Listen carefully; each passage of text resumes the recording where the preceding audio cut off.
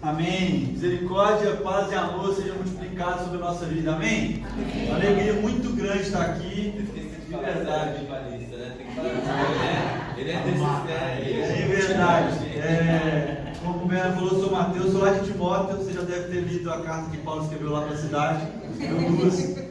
E estou aqui em São Paulo há 4 anos, tenho o privilégio de caminhar com a DOCA de um jeito diferente. E nesses últimos meses, um pouco mais intenso. Quando os finais de semana comigo aqui em São Paulo, sempre estou junto, aprendendo.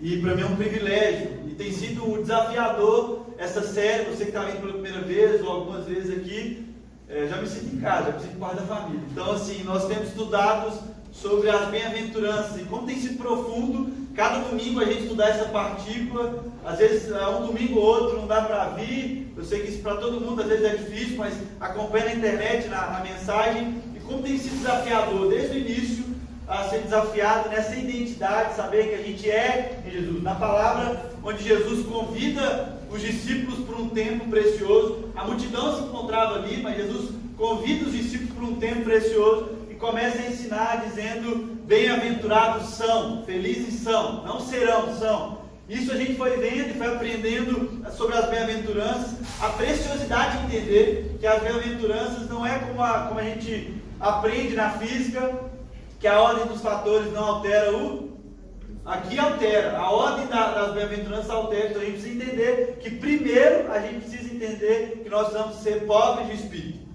E é engraçado a gente pensar nisso. Tem um pensador que vai dizer que se tudo se queimasse, toda a escritura se perdesse, mas ficasse só as bem-aventuranças, só o sermão do monte, está tudo resolvido. Mas a gente precisa entender que Jesus e a prática da vida de Jesus, ela ensina muito. Ela ensina muito. E é interessante porque ele já vem cumprir muitas coisas que os profetas diziam. Então, o nascimento dele é o cumprimento de uma profecia. Na sua fase de adolescência, cumprir aquilo que os profetas também falaram. É interessante pensar até no seu batismo. Jesus precisava ser batizado, ele era Deus. Não é essa a questão, mas ele precisava cumprir aquilo que era o quê? Promessa.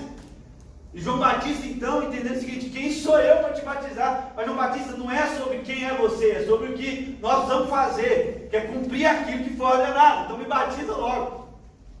E no batismo a gente vê o quê? Que o céu se abre e Deus fala o seguinte: esse é meu filho amado, em quem me compraz. Logo depois do batismo, Jesus vai para onde? Para o deserto. E no deserto ele é direcionado pelo Espírito e Deus fica em silêncio. Mas o B.O., essa coisa, B.O. não, perdão, né? O Dani falou assim: cuidado, você está falando para jovem, mas está falando para a igreja, amém? O negócio errado aí, meu irmão, presta atenção nisso.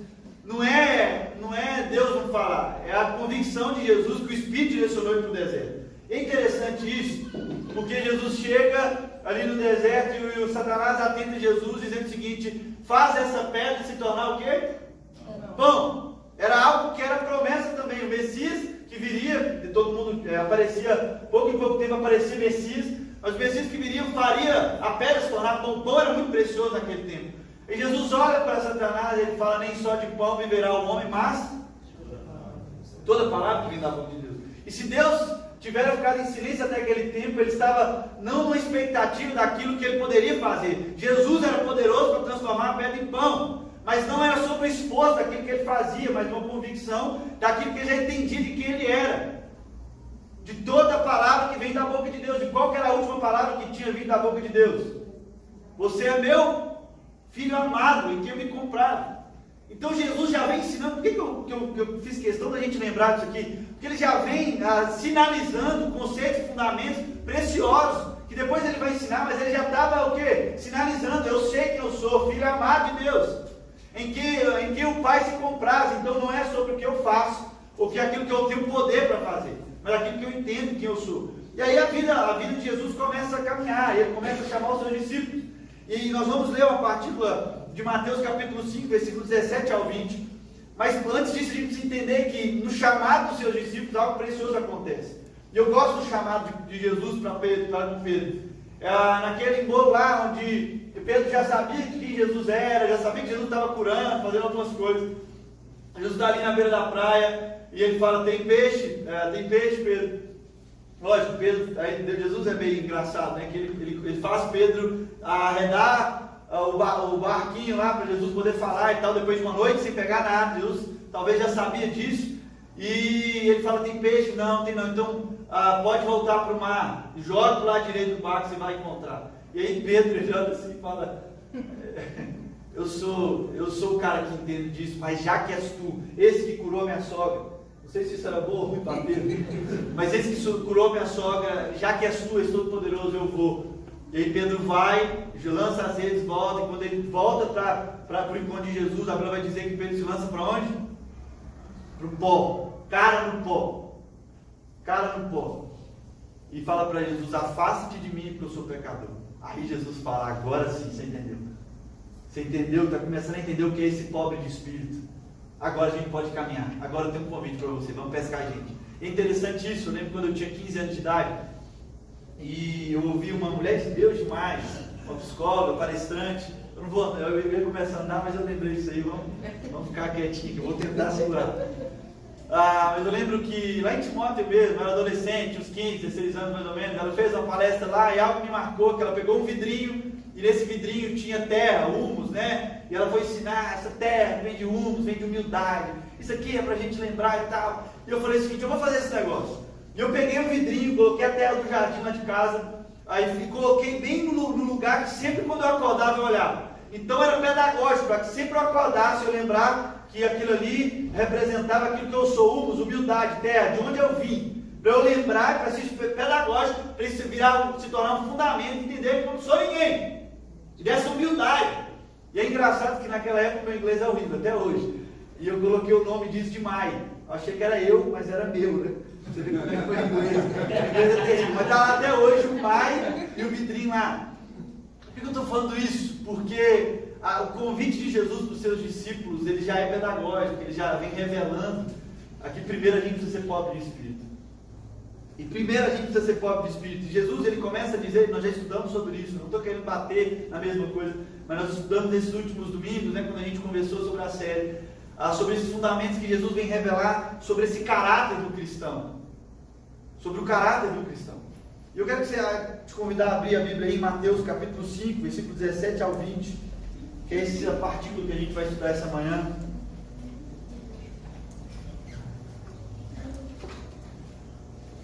Mateus capítulo 5, do 17 ao 20.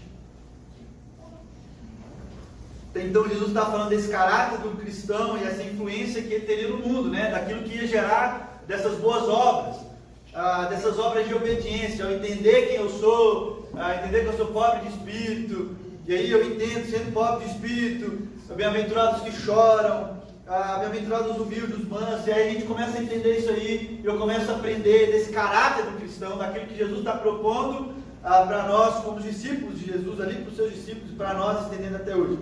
O nosso versículo 17 do capítulo 5 vai dizer o seguinte, depois já de ter lembrado que nós somos sal, nós somos luz dessa terra, vai dizer o seguinte: não pensem que vim abolir a lei ou os profetas, não vim abolir, mas cumprir. Digo-vos a verdade, enquanto existirem céus e terra, de forma alguma desaparecerá da lei a menor letra ou menor traço, até que tudo se cumpra. Todo aquele que obedecer a um desses mandamentos, ainda que dos menores, e de ensinar os outros a fazer o mesmo, será chamado de menor no reino dos céus. Mas todo aquele que praticar e ensinar esses mandamentos, será chamado grande no reino dos céus. Pois eu lhes digo, que se a justiça de vocês não for muito superior dos fariseus e mestres da lei, de modo nenhum entrarão no reino dos céus. Amém. Essa é a palavra de quem? De Jesus. A palavra dura. E para esse tempo nosso hoje, onde tudo a gente tem que dar um jeitinho, onde nós vemos no tempo, na história, homens que distorceram a palavra dizendo o seguinte: Jesus veio para transformar, Jesus não veio para cumprir a lei. Não tem como a gente mexer no texto bíblico, não tem como a gente mexer nessa verdade. O próprio Jesus começa dizendo o seguinte: não pensem que vinha abolir a lei. Talvez essa palavra de Jesus seja de algum burburinho que ele já estava gerando naquele tempo. Marcos capítulo 1 ali vai trazer talvez alguma ideia para a gente, que talvez Jesus já tinha curado algumas pessoas no sábado, e isso causava para o fariseu e para os mestres da lei, para os escribas, algo diferente, porque é o seguinte, você está mexendo em terreno sagrado. Há um mandamento de Moisés, há um fundamento, há uma palavra de Moisés, isso não pode ser quebrado. Esse cara aí está vindo para abolir a lei, mas é engraçado que Jesus vem dizer o seguinte, eu já estou dizendo de início, não pensem que vim abolir a lei. E a gente pensa no sábado, vamos pensar no sábado. Jesus curava no sábado, qual que é o significado do sábado? O sábado é o que? O descanso. Isso é mandamento de Deus. O problema não é o mandamento de Deus ser descanso, sábado. Porque Jesus ele vem cumprir, ele não vem abolir a lei. Então no sábado ele cura por quê? Ele entende que o sábado é do descanso, então ele precisa gerar no cego. E ele pergunta para o cego antes de curar, se você quer ser curado, ele precisa gerar o quê? Descanso para ele, por isso que ele cura. O problema são do quê? Dos fariseus, dos mestres da lei, que fizeram dos mandamentos de Jesus o quê? Tradições. E é engraçado isso, presta atenção nisso aqui, meu irmão, olha isso aqui.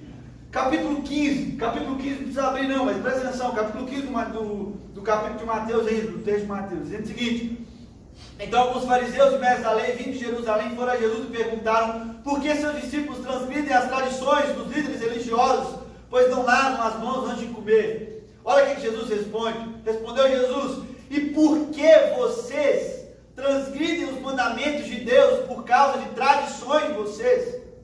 Está entendendo? A pergunta dos fariseus, nesse checkmate de Jesus, era respondida com outra pergunta de Jesus. Não estou entendendo o que vocês estão perguntando, se é vocês que transgridem o mandamento de Deus. Então quando a gente vai analisar, a gente vê que esse homem, que o fariseu, que o estudioso da palavra, das escrituras, o problema foi com o que eles fizeram com isso. O mandamento de Deus para o sábado era para guardar ele para quê? Para o descanso.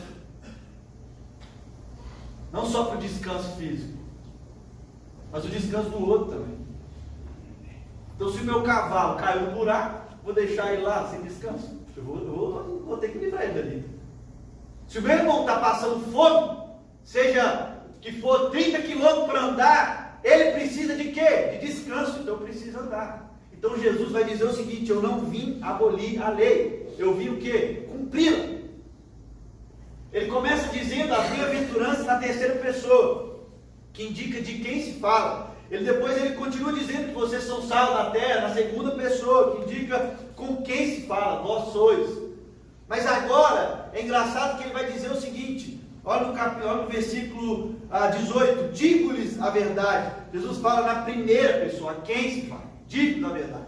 Ele vai dizer o seguinte, enquanto existirem céus e terra, de forma alguma desaparecerá da lei a menor letra ou menor traço, até que tudo se cumpra. Então ele falou, não dá para mexer.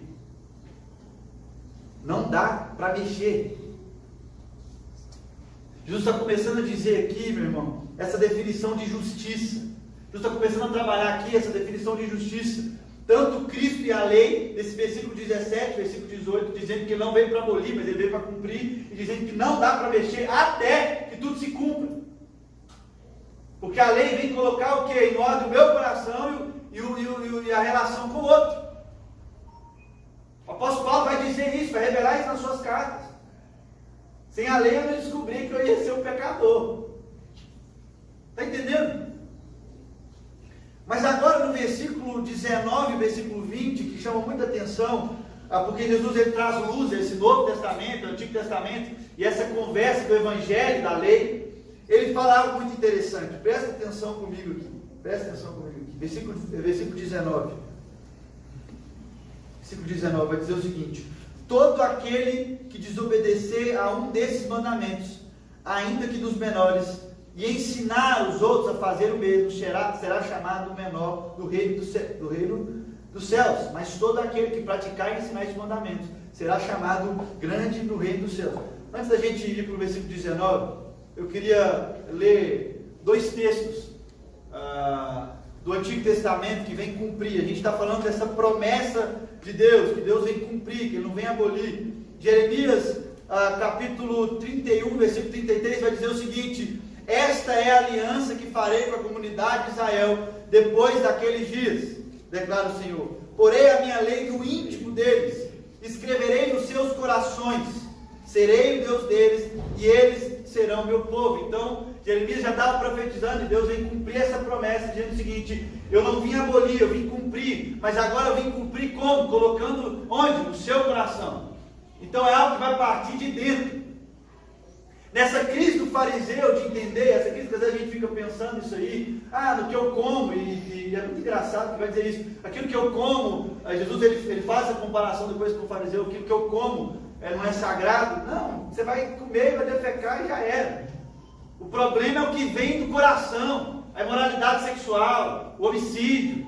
Está entendendo? O problema é o coração. Eu só quero dar luz. Quando a Bíblia vai dizer que Jesus vem cumprir, na origem dessa palavra, no grego ela vai dizer de encher. Sai da sombra e começa a revelar o que é. Então Jesus vem, e é muito engraçado que Paulo em Romanos, ele vai dizer que Cristo, ele é o fim da lei.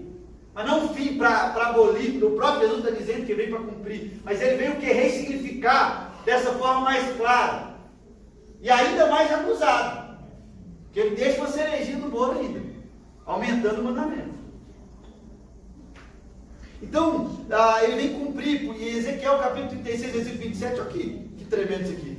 Vai dizer o seguinte: porei o meu espírito em vocês, e os levarei a agir segundo os meus decretos, e a obedecer fielmente as minhas leis. Então Ezequiel já estava profetizando, Jesus vem cumprir isso aí, que ele vai pôr, nosso Deus, colocar o espírito dele em nós. Para quê? Para agir segundo os decretos, segundo esses mandamentos de Deus, e a obedecer fielmente às leis. E aí vem o versículo 19, dizendo que todo aquele que obedecer, aquela coisa toda, presta atenção, meu irmão, olha isso aqui. A profecia vem dizer que ele derramaria o Espírito, ele colocaria o Espírito em nós, para obedecer os decretos, e para obedecer fielmente aquilo que ele te ensinar. O grande problema, e uma das grandes dificuldades dos fariseus, é porque eles começaram a interpretar a lei e colocar a condições. As tradições vêm para que as coisas ficassem mais fáceis para ser obedecidas. A coisa ficar mais tranquila para ser obedecida. Então, se o sábado é de descanso, a gente pode andar aí 10 quilômetros, mas não pode andar com a sacola. Alguns outros rabinos dizem assim: não, pode ser 15 quilômetros, mas sem a sacola. Pode ser 8 quilômetros, mas com a sacola. E vem tudo aquilo que vocês já ouviram aqui, nesse nosso estudo, daquilo que a gente tem conversado. Criando possibilidades para que isso seja cumprido, para que a gente pudesse obedecer. Mas Jesus vem ser mais radical que esses caras. Se eles achavam que era difícil obedecer aquilo ali, Jesus vem ser mais radical, dizendo o seguinte: agora é um entendimento diferente. Não é mais daquilo que você faz. Não é só sobre ensinar, mas sobre obedecer. Olha esse capítulo, olha esse versículo 19. Todo aquele que desobedecer aos mandamentos e ensinar é o menor. Mas aquele que obedecer, praticar e ensinar, esse sim tem um lugar especial. Esse sim será reconhecido no meu reino. Nos revela aqui então um desafio daquilo que o Evangelho vem propor para mim e para você, que não é sobre, presta atenção, meu irmão, não é sobre essa desobediência e o ensino, que isso revela o que? A nossa hipocrisia. Os fariseus são considerados como hipócritas porque eles ensinavam muito bem, eles estudavam muito bem a palavra, mas eles não viviam, a sua vida não era pedagógica, a sua vida não podia ensinar o outro. E talvez esse seja um dos grandes nossos problemas. Eu lembro, todo mundo quando criança ouviu isso dos pais. Eu lembro que nós somos lá em casa, nós somos 3 filhos, e às vezes meu pai é pastor de uma comunidade, minha mãe é professora, e às vezes eles ficavam com a agenda, aquela coisa toda e tal. E eu lembro que quando a gente era criança, assim, uns 9, 10, 12 anos, um atrás do outro, a gente ficava sozinho em casa algumas noites. E eu lembro que tinha minha irmã mais velha, e eu achava que eu era o homem da casa, e na ausência do meu pai eu mandava. Eu achava que era isso aí. Então sempre tinha essa disputa lá em casa das crianças de quem mandava mais. E sempre dava pau, meu irmão. Sempre dava pau. E a gente sempre brigava, aquela coisa toda. E eu lembro que minha mãe deixava uma palavra para cada um. Ela deixava uma palavra para cada um. Você vai fazer isso, você vai fazer aquilo, você vai fazer aquilo. Fechou? Beleza. E aí quando eu chegar, às vezes um ou outro não tinha feito, às vezes os 3 combinavam de não fazer para ficar tudo certo. Que aí abolia a disciplina, amém? E aí eu lembro que, tipo assim, Mateus, cara, e aí, foi? E aí, cumpriu? Não, mas a Angélica não cumpriu, mas a Carol não cumpriu. Mas não é sobre o que o outro não fez, é sobre aquilo que eu deixei para você fazer. É como na escola, quando a gente fala o seguinte, não, mas fulano fez, mano. Por que eu não posso fazer? Mas não é sobre aquilo que, não é sobre o que você fez ou não fez, é sobre o que eu pedi e sobre a sua obediência. Então Jesus está ensinando aqui, para mim e para você, sobre a nossa obediência fiel, sobre a nossa obediência profunda. Mas não obediência, presta atenção, meu irmão, não obediência simplesmente daquilo que eu vou ensinar para você obedecer, mas daquilo que eu faço, daquilo que é real na minha vida. Não tem como mais. E cada vez mais vai tirando o crédito daqueles pregadores, de homens e mulheres que querem ensinar, mas não querem viver. É a crise da adolescência, nessa fase da formação da identidade, de pais e mães que não vivem, mas querem cobrar. Mas não faz sentido. Não faz sentido. Então o convite de Jesus aqui é sobre esse cumprimento, sobre essa obediência pessoal, onde eu obedeço aquilo que Jesus vem trazer para mim, mas eu também ensino. Eu gosto de pensar quando fala sobre ensinar, sobre viver, sobre assumir esse caráter do cristão e começar a viver isso de fato na vida integral. É impossível a gente não lembrar de Paulo. Quando Paulo vai dizer, depois de toda a sua caminhada, dizendo o seguinte: pode me imitar, porque eu imito Cristo. Sede meus imitadores assim como eu sou de Cristo. E talvez para muitos cristãos, não sei se para você já foi assim, isso seja um peso. Talvez isso já foi um peso para você. Não, eu não quero que o povo me imite. Esse negócio aí não dá. Deixa eu obedecer aqui a lei, deixa eu cumprir isso aqui, mas me imitar não. Eu acho isso muito pesado. Para alguns, Paulo estava sendo muito soberbo. Imita, não. Eu não consigo entender o cristão que fala isso. Eu não consigo entender o cristão que não pode dizer, pode me imitar. Porque se você não imita Jesus, você imita quem?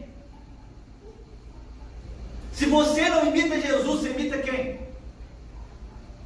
Logo, se você imita Jesus, as pessoas podem te imitar. É por isso que Jesus vem dizendo no versículo 19: todo aquele que obedecer, que praticar os meus mandamentos, e o que? E ensinar, esse será o que? Chamado grande no reino dos céus.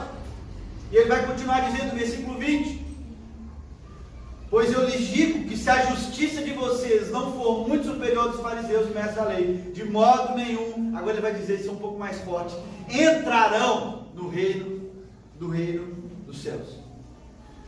Talvez quando a gente analise esses homens que estudam a palavra de Deus, que estudam as leis, que são aqueles caras que entendem e tal, os fariseus daquela época, a gente olha Jesus falando o seguinte: se a justiça de você não exceder, não ultrapassar a justiça desses caras aqui, não tem vaga, não tem comentário. E aí eu acho que deve ter bugado assim. Os discípulos devem ter falado: mas peraí, como assim? Jesus está falando porque a obediência dos fariseus ela é externa. Quanto mais, presta atenção nisso aqui, quanto mais eu ensino daquilo que eu não vivo, eu tenho que colocar o quê? Máscaras. Se eu preciso ensinar algo que eu não vivo, e eu ia falar de começar de mim mesmo aqui, Mateus, se eu preciso agora ensinar algo que eu não vivo, eu preciso colocar o quê? Máscaras. Se eu não me reconhecer, se eu me tornar vulnerável como discípulo de Jesus, eu preciso colocar o quê? Máscaras. Obediências do quê? Externas. A justiça dos fariseus falava dessa rigidez na lei. Mas eu creio que era ainda mais radical a justiça do cristão. Sabe por quê? Jesus está ensinando aqui. Não vou dizer rígida a palavra, mas ela é mais profunda, ela é mais difícil do que essa justiça dos fariseus. Porque não é uma justiça de discurso.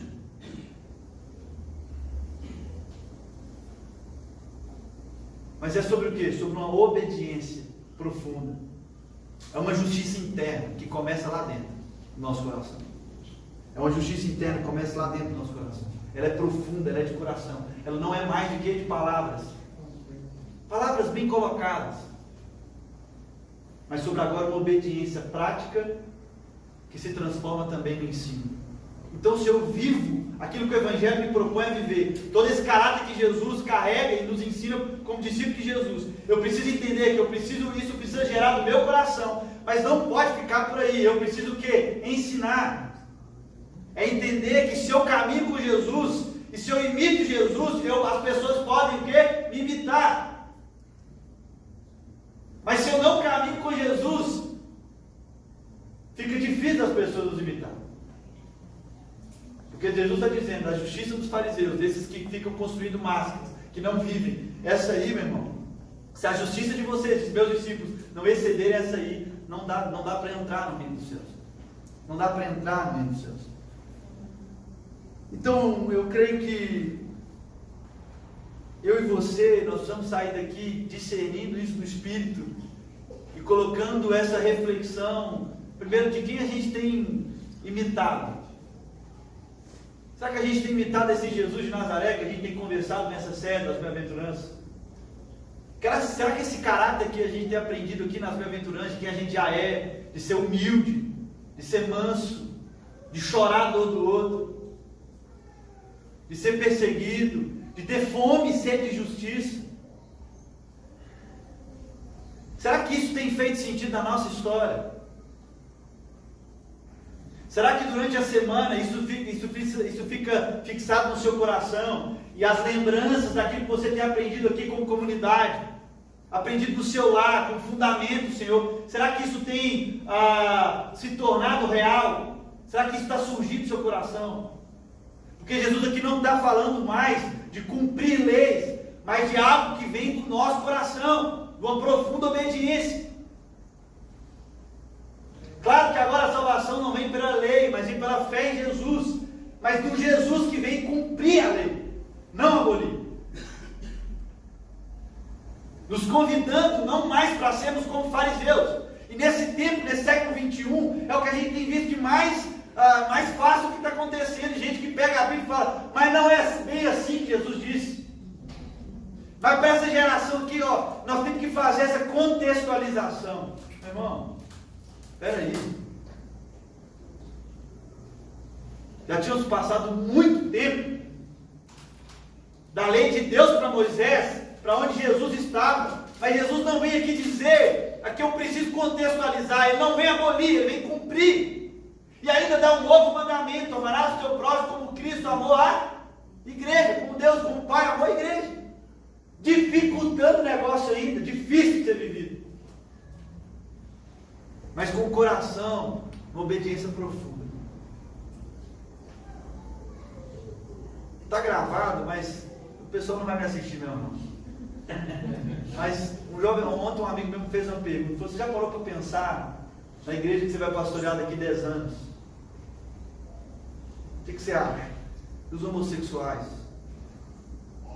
Ele falou sobre esse assunto. Falei, difícil, hein, irmão? Onde hoje tudo vai diluindo, onde tudo tem um jeitinho. Eu não estou aqui afirmando nada, mas eu falei, difícil. Depois de uma semana estudando aquilo que Deus ministrou no nosso coração através desse texto, dizendo que Jesus não veio abolir a lei, mas veio cumprir. As palavras de Jesus são muito duras, mas são muito enfáticas, são muito reais. Está aqui.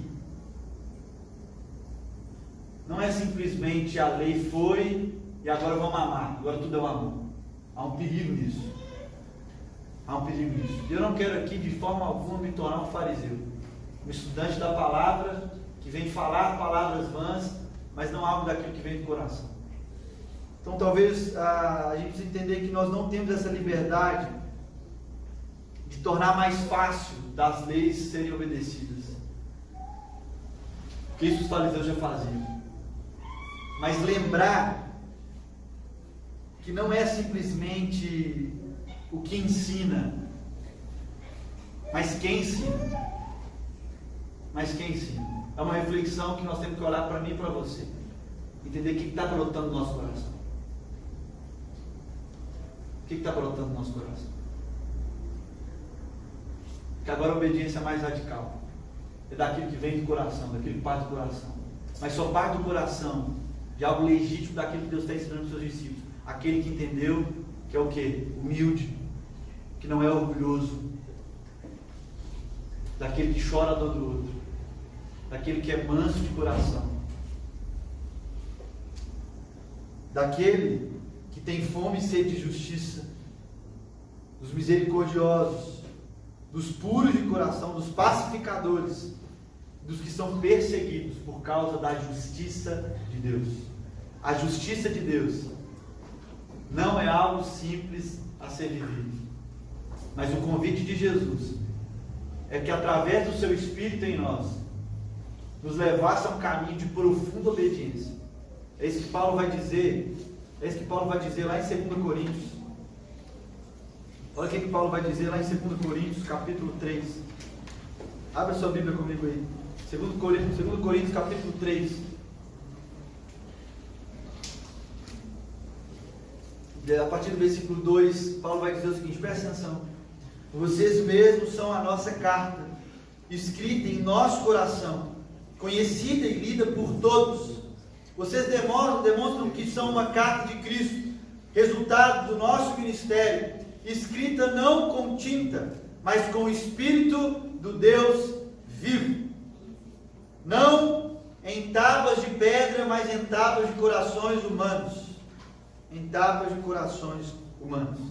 Paulo, ele deixa essa palavra, e talvez nos lembre essa manhã, que não é mais por tábuas, não é mais por palavras e por escrita, mas depois que Jesus derrama o seu Espírito em nós, Ele nos convida para sermos cartas vivas de Deus.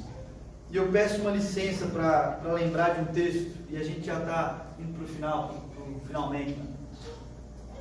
É lembrar que quando a gente compara essa lei, a lei de Moisés, que era a lei que tantos fariseus viviam, se dedicavam, tempo de estudo, tempo de ensino, mas que Jesus vem trazer essa nova perspectiva, dizendo o seguinte: o negócio é ainda mais sério, o negócio é partir do coração e da vida, e a vida precisa ensinar, para que a gente não se torne como os hipócritas desses fariseus, porque se sua justiça não exceder a deles, não tem como entrar no reino do céu. Então, para vocês entenderem, Moisés ouviu da voz de Deus e escreveu em pedras. Mas é engraçado que no último capítulo do texto de Mateus, ao encontro de Jesus e seus 11 discípulos, Judas já tinha expulsado. Jesus e seus 11 discípulos. E há uma palavra de Jesus para eles. Lá no último capítulo de Mateus, dizendo o seguinte: agora é hora de ir. Vai batizando o pessoal, e é para vocês ensinarem tudo aquilo que eu ensinei para vocês. Desde que vocês sabem da minha história, tudo aquilo que eu ensinei no Sermão da Montanha, mas tudo aquilo que eu ensinei na prática. E Mateus é engraçado porque ele gosta desse ensino. Mateus é muito pedagógico, porque é o ensino de Jesus, é os atos de Jesus. Nós vamos estudar isso no decorrer da série. Mas Jesus, no último capítulo, ele aparece para os discípulos dizendo: agora é hora de ir, vão para todo mundo, ensinando, batizando. Mas é para vocês ensinarem aquilo que eu ensinei para vocês. Alguns criam, alguns ainda estavam temerosos, mas Jesus olha para eles e fala assim: vão. Eu tomo essa licença para lembrar desses dois momentos, desses dois montes. Do monte onde Moisés ouvia da boca de Deus os seus mandamentos, ele desce com as tábuas.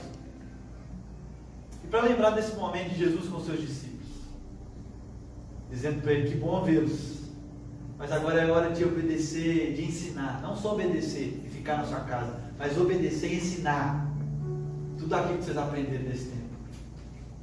E agora não desce mais tábuas feitas de mãos de homens, não mais tábuas, mas carne viva, carta viva, desce da montanha, agora para ensinar os outros. Jesus se foi, mas deixou o seu Espírito, para que nos levasse a essa extrema obediência. Extrema obediência, para obedecer, mas também para ensinar.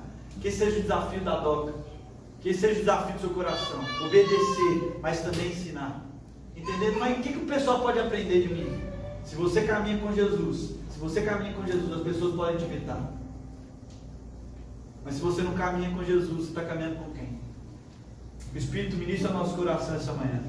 nos leva a esse caminho de extrema obediência aos mandamentos do Senhor, mas com a nossa fé aquecida desse Jesus que nos leva a esse caminho, afirmando que a gente já é nele, nos lembrando desse caráter do discípulo, mas nos desafiando também a dizer o seguinte: vocês entenderam, amém? Agora é hora de ir e ensinar os outros.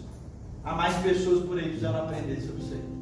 E agora vocês não são mais, não é leis nas tábuas, mas são vocês, doca, como carta viva aqui do Senhor nessa terra, amém? Vamos orar?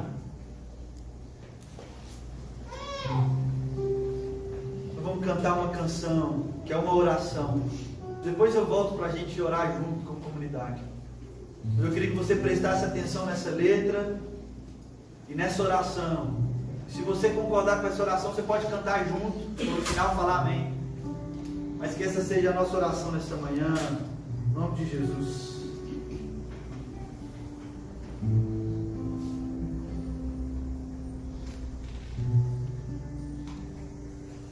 Se tu olhares, Senhor, pra dentro de mim,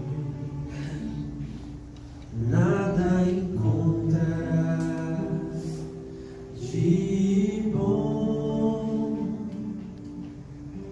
mas um desejo eu tenho de ser transformado. Preciso tanto do teu perdão. Dá-me um novo coração, dá-me um coração igual ao teu, meu mestre. Dá-me um coração igual ao teu, coração disposto a obedecer.